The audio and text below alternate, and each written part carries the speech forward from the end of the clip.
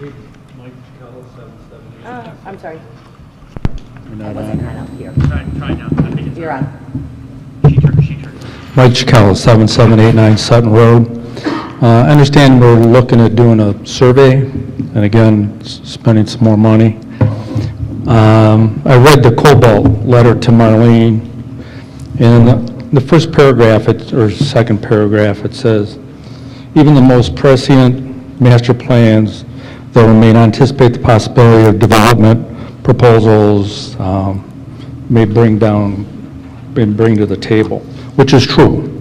And the reason for that is master planning really doesn't have a significant part to do with the economic conditions at the time. We've had master plans historically in good times and bad. It's really a master plan is a vision that the community has relative to what it's going to look like in the future, and that's why many of us moved here. I don't know why there's this insistence on spending money on redoing a 2.5-year-old master plan that's been supported by the residents. And basically, the community's already told the leadership what it's like and what its expectations are.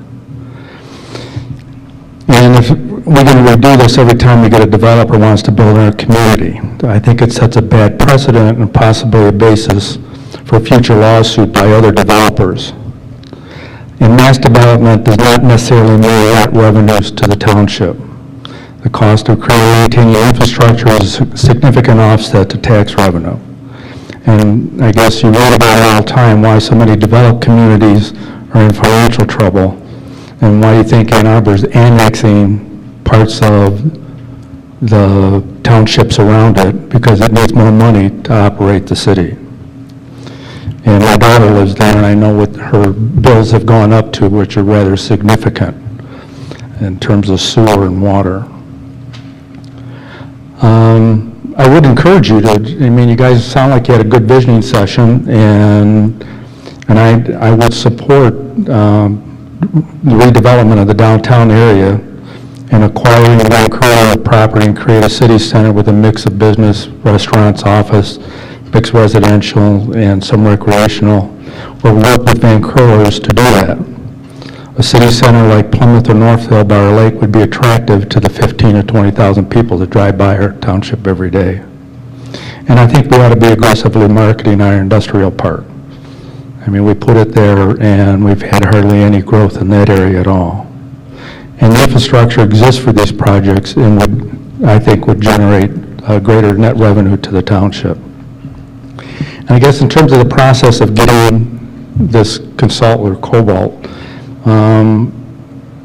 normally we require 3 bids, and I don't know if we have that or not. And it doesn't, even though we do a survey, if you decide to go ahead and do this, it doesn't preclude the rest of the process of master planning, which includes community visioning sessions and community meetings.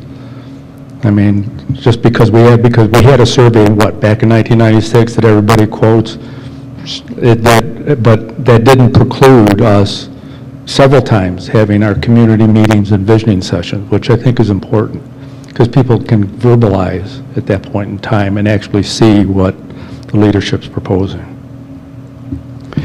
Thank you for your time.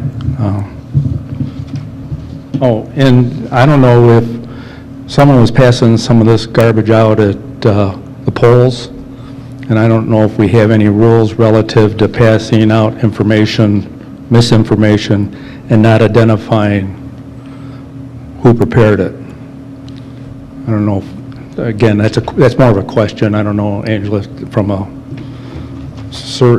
poll standpoint, if they're allowed to do that and pass out information without having any identification on who prepared it. Thank you.